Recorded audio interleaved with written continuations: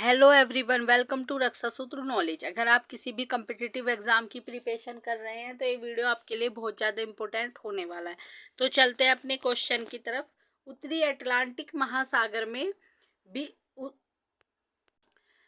भूमध्य रेखा से 20 डिग्री से 40 डिग्री उत्तर दिशा की ओर अक्षांश के मध्य शांत और स्थिर जल होता है, जिसे सारगैसो सागर के नाम से जाना जाता है।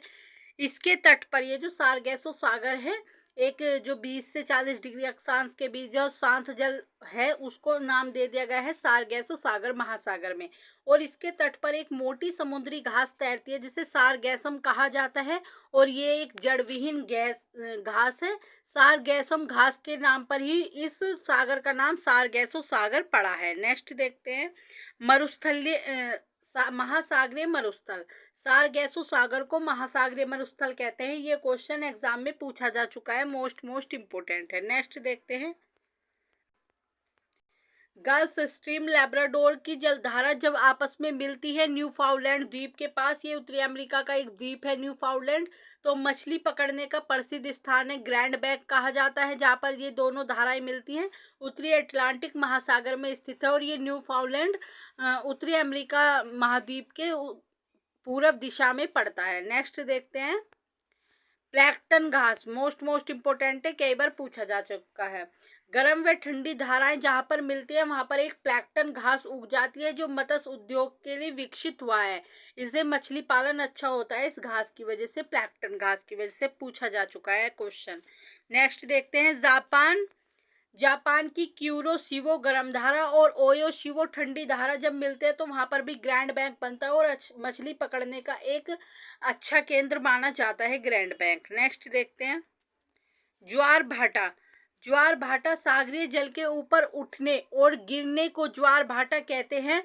जब जो जल ऊपर उठ के आगे की तरफ बढ़ता है तो उसे ज्वार कहते हैं। जब जल पीछे की तरफ गिरकर नीचे की तरफ जाता है तो उसे भाटा कहते हैं। चंद्रमा का ज्वार उत्पादक बल सूर्य की अपेक्षा 2 गुना होता है, क्योंकि चंद्रमा पृथ्वी के अधिक नजदीक है या अधिक निकट है। नेक्स्ट देखते हैं पृथ्वी पर प्रत्येक स्थान पर प्रतिदिन 12 घंटे और 26 मिनट के बाद ज्वार भाटा आते हैं और ज्वार आता है। ज्वार के 6 घंटे 13 मिनट के बाद भाटा आता है पृथ्वी के प्रत्येक स्थान पर प्रतिदिन। नेक्स्ट देखते हैं प्रतिदिन ज्वार 2 बार आता है दिन में।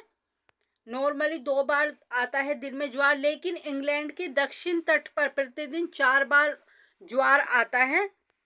यहाँ पर एक इंग्लिश चैनल है, एक उत्तरी सागर है। उन दोनों स्थानों से टकराकर ज्वार अलग अलग समय पर यहाँ पर आते हैं। प्रतिदिन दिन में 4 बार यहाँ पर ज्वार आते हैं। मोस्ट इंपोर्टेंट है। नेक्स्ट देखते हैं हम यहाँ से वायुमंडल पढ़ेंगे। वायुमंडल पृथ्वी के चारों ओर वायु के फैलाव को वायुमंडल कहा जाता है। वायुमंडल की ऊपरी परत का अध्ययन करने को आर्योलॉजी कहते हैं। वायुमंडल की निचली परत के अध्ययन को मेट्रोलॉजी कहते हैं। मोस्ट इंपोर्टेंट है, ये पूछे जा चुके हैं क्वेश्चन। नेक्स्ट देखते हैं वायुमंडल में कौन कौन सी गैसें हैं और कौन सी गैस सबसे ज़्यादा है। सबसे पहले देखते हैं वायुमंडल गैसें में नाइट्रोजन आती है। इसकी जो अधिकता है वो वायुमंडल में सर्वाधिक है, ये 78.07% है वायुमंडल में। इनका जो आंकड़ा है वो अच्छे से याद रखना है, ये एग्जाम में पूछा जाता है। ऑक्सीजन जो है दूसरे नंबर पे आती है, कई बार क्रम से सजाने के लिए भी आती हैं गैसें।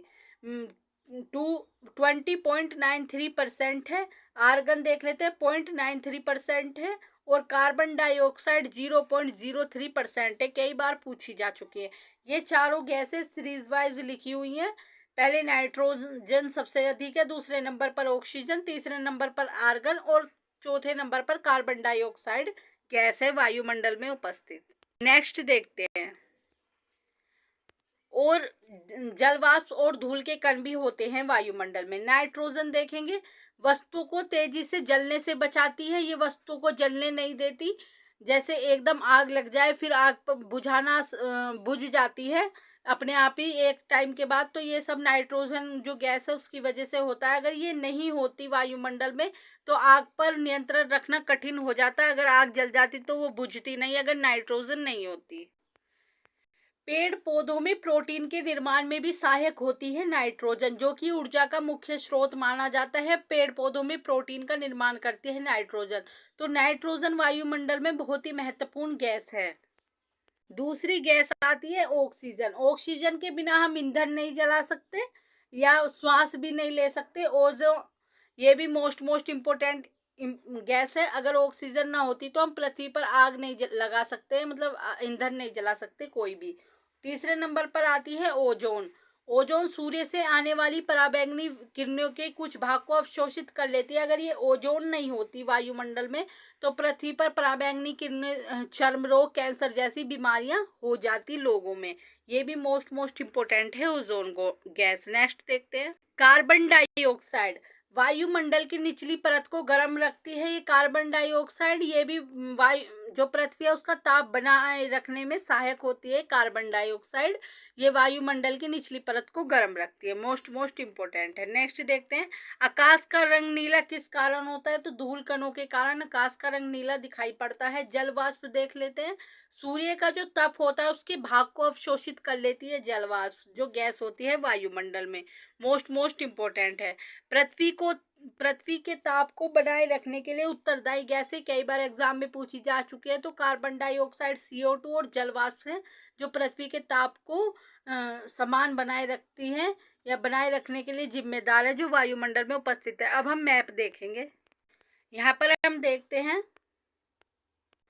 वायुमंडल की 5 परत है। सबसे पहले आती है ट्रोपोस्फेयर। यहाँ पर सबसे पहले आती है ट्रोपोस्फेयर, ये सबसे निचली परत होती है। फिर आती है स्ट्रेटोस्फेयर। इनके इंग्लिश में भी नाम आप अच्छे से याद रख लेना क्योंकि इंग्लिश में भी ये नाम पूछे जाते हैं। फिर आती है मेसोस्फेयर। फिर आती है थर्मोस्फेयर। फिर आती है एक्सोस्फेयर। मोस्ट इम्पोर्टेंट है। ये 5 परत है। हम आगे पढ़ेंगे इन परतों की क्या क्या वो इम्पोर्टेंस है या क्या कौन कौन सी ये प्रमुख है, क्या क्या महत्वपूर्ण है इनमें। ये 5 परत होती हैं वायुमंडल की। नेक्स्ट देखते हैं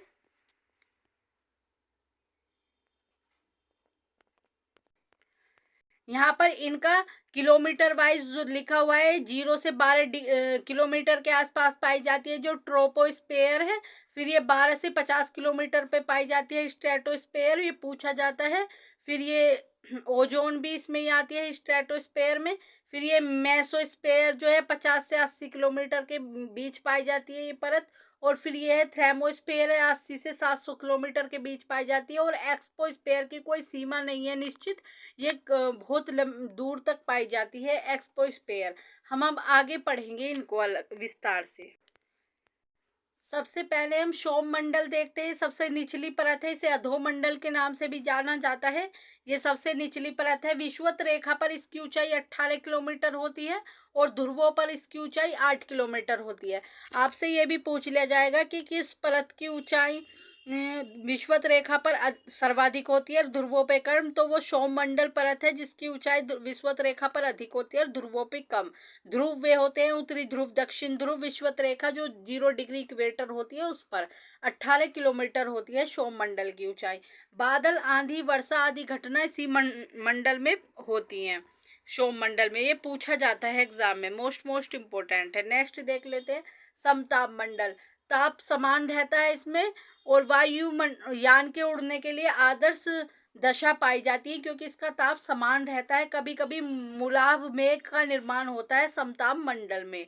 मोस्ट इम्पोर्टेंट है, पूछ भी लिया जाता है कि मूलाभ मेघ का निर्माण किस मंडल में होता है। तो समताप मंडल में होता है। नेक्स्ट देखते हैं ओजोन मंडल। ओजोन मंडल गैस पाई जाती है इसमें, सूर्य से आने वाली पराबैंगनी किरणों को अवशोषित कर लेती है। ये ओजोन मंडल में जो ओजोन गैस होती है ये ऑक्सीजन का ही एक रूप होता है। इसे पृथ्वी का सुरक्षा कवच कहा जाता है ओजोन मंडल को। ये क्वेश्चन भी पूछा जा चुका है कि पृथ्वी का सुरक्षा कवच किसे कहा जाता है। तो ओजोन मंडल को पृथ्वी का सुरक्षा कवच कहा जाता है। नेक्स्ट देखते हैं ओजोन परत नष्ट करने वाली गैसें CFC, क्लोरोफ्लोरोकार्बन्स। मोस्ट इम्पोर्टेंट है। रेफ्रिजरेटर और एयर कंडीशनर यानी कि AC वगैरह से ये गैस निकलती है, इसलिए हमें इनका कम यूज़ करना चाहिए क्योंकि इससे हमारी जो CFC है इसको नुकसान हो रहा है। इससे जो गैस निकलती है वो ओजोन परत को नष्ट करती है। मोस्ट इम्पोर्टेंट है। अंटार्कटिका पर एक होल देखा गया था जिससे ओजोन परत में ये होल हुआ था सीएफसी की वजह से। नेक्स्ट देखते हैं। ओजोन परत की मोटाई नापने की इकाई डबसन है। ओजोन परत की मोटाई नापने की इकाई को डबसन कहते हैं। आयन मंडल देख लेते हैं। डी लेयर से long radio waves, E1 E2 F1 F2 परतों से शॉर्ट रेडियो वेव परावर्तित होते हैं आयन मंडल में। देखते हैं इससे पृथ्वी पर रेडियो, टेलीविजन, टेलीफोन, रडार आदि की सुविधा प्राप्त होती है। ये पूछा जाता है क्वेश्चन कि रेडियो, टेलीविजन का जो रडार वगैरह होते हैं ये किस वायुमंडल के तहत आते हैं, तो ये है ये आयन मंडल के तहत आते हैं। मोस्ट इम्पोर्टेंट है। नेक्स्ट देखते हैं। संचार उपग्रह भी इसी मंडल में होता है, आयन मंडल में। फिर आता है ये हमारा लास्ट का है बाह्य मंडल। इसकी कोई सीमा नहीं होती है निश्चित। हाइड्रोजन और हीलियम की प्रधानता होती है बाह्य मंडल में। मोस्ट इम्पोर्टेंट है। अगर दोस्तों आपको क्वेश्चन का लेवल अच्छा लगा हो तो चैनल को सब्सक्राइब, वीडियो को लाइक एंड शेयर करें। Thank you so much.